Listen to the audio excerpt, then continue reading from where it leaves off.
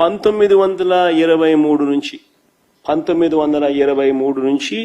2019 వరకు అంటే వైఎస్ఆర్సీపీ ప్రభుత్వం వచ్చేదాకా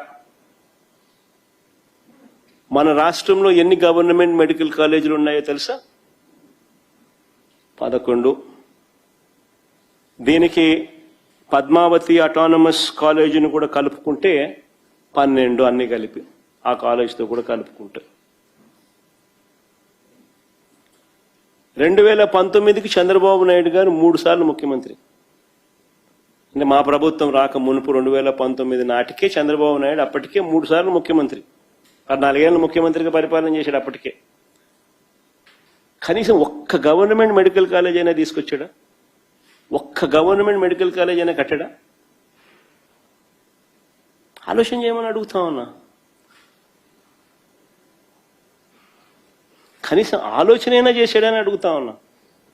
అదే మా ప్రభుత్వం. 2019లో మా ప్రభుత్వం వచ్చింది.